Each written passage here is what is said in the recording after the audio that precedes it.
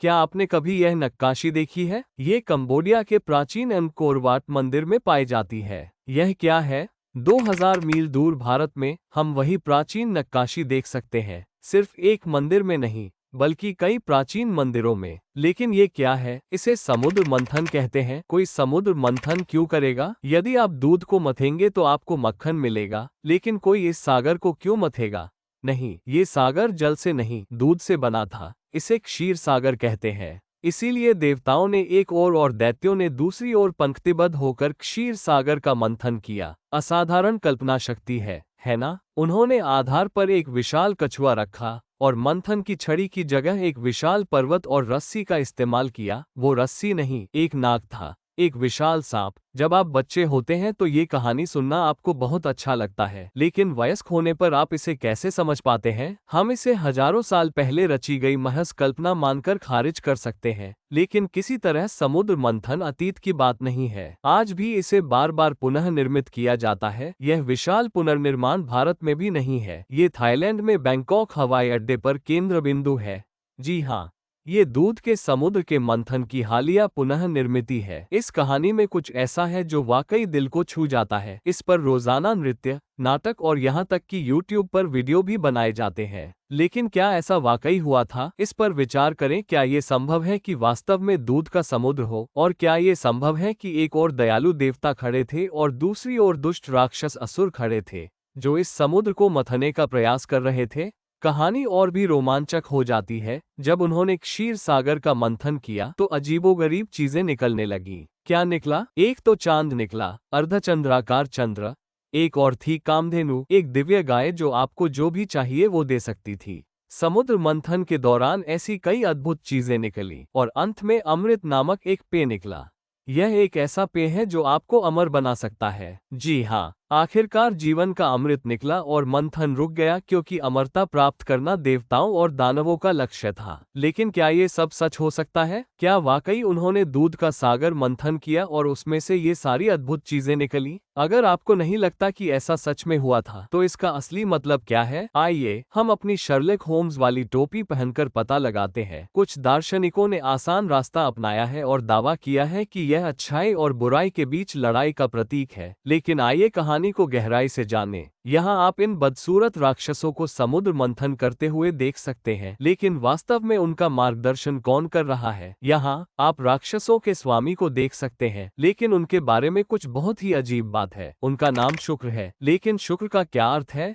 शुक्र ग्रह। जी हाँ, शुक्र ग्रह क्षीर सागर के मंथन के इस ओर का नियंत्रण करता है। पर शायद ये महज एक इत्तेफाक है ना? चलो इन सुंदर देवताओं के दूसरी तरफ चलते हैं। वो भी दूध मथ रहे हैं, पर सबसे आखिर में खड़े उनके गुरु कौन है? उसका नाम बृहस्पति है। लेकिन बृहस्पति का मतलब क्या है? बृहस्पति ग्रह। जी हाँ, बृहस्पति असल में बृहस्पति ग्रह को दर्शाता है। तो एक तरफ शुक्र ग्रह है और दूसरी तरफ बृहस्पति ग्रह है। यह निश्चित रूप से किसी क्षीरसागर में नहीं हो रहा है, ये वास्तव में मिल्की वे आकाशगंगा में हो रहा है। लेकिन शायद शुक्र और बृहस्पति दोनों ग्रह महज संयोग है ना? लेकिन कहानी बेहतर होती जाती है। जैसे जैसे वे मंथन करते रहते हैं, चंद्रमा या चंद्र उसमें से निकलता है। यह इस बात का स्पष्ट प्रमाण है कि यह पूरी घटना आकाश से संबंधित है। वास्तव में समुद्र मंथन में न केवल खगोलीय पिंडों का उल्लेख है, बल्कि इसमें देवताओं और राक्षसों द्वारा की गई खगोलीय घटनाओं का भी उल्लेख है, जैसे स्वरभानु जो सूर्य और चंद्र ग्रहण का कारण बनता है। उत्तरी चंद्र नोड को राक्षस राहु के रूप में और दक्षिणी चंद्र नोड को राक्षस केतु के रूप में दर्शाया गया है। तो इसमें कोई शक नहीं होना चाहिए कि ये आकाश में हो रहा है। ये आकाश से जुड़ा हुआ है। लेकिन समुद्र मंथन क्या है? आइए आकाश में इसकी खोज करें। आकाशगंगा को मथने वाला विशाल सांप कहाँ है? एक तरफ देवता कहाँ है और दूसरी तरफ राक्षस कहाँ है? वे यहीं है, तुम्हारी आंखों के सामने। क्या तुम ये देख रहे हो? ये बड़ा सांप है। इसे पश्चिमी खगोल विज्ञान में ड्रेको तारामंडल कहा जाता है, जिसका अर्थ है ड्रैगन। लेकिन इसे सांप की तरह खींचा गया है। हिंदू धर्म में इसे कभी कभी सर्प भी कहा जाता है, जिसका अर्थ है सर्प या सांप। और इसके ठीक बगल में आप एक तरफ देवताओं के एक समूह को मंथन करते हुए देख सकते हैं और यहीं आप दूसरी तरफ दूसरे समूह को मंथन करते हुए देख सकते हैं। देखिए कैसे सब कुछ एक दूसरे से बिल्कुल मेल खाता है। बीच में एक सांप, एक ओर तारों का एक समूह मंथन कर रहा है और दूसरी ओर तारों का दूसरा समूह मंथन कर रहा है। बीच में सांप स्पष्ट है, लेकिन तारों का कौन सा समूह देवताओं का है और कौन सा समूह राक्षसों का है? बड़ा समूह देवताओं का है, क्योंकि देवताओं की संख्या राक्षसों से अधिक थी और वे सांप के निचले आधे हिस्से को पकड़े हुए थे। और दूसरी ओर तारों का छोटा समूह राक्षस है, क्योंकि राक्षस या असुर संख्या में छोटे थे और उन्होंने सांप के ऊपरी शरीर को पकड़ रखा था। पुनः देखिए कि कैसे सब कुछ प्राचीन ग्रंथों से सटीक रूप से मेल खाता है। बीच में बड़ा सांप, एक ओर देवताओं का बड़ा समूह तथा दूसरी ओर राक्षसों का छोटा समूह। पश्चिमी दुनिया में सांप को ड्रेको के नाम से जाना जाता है, बड़े समूह को बिग डिपर कहा जाता है और छोटे समूह को लिटिल डिपर के नाम से जाना जाता है। और यह सब क्षीरसागर में हो रहा है, जो कि आकाशगंगा के लिए एक प्राचीन शब्द है।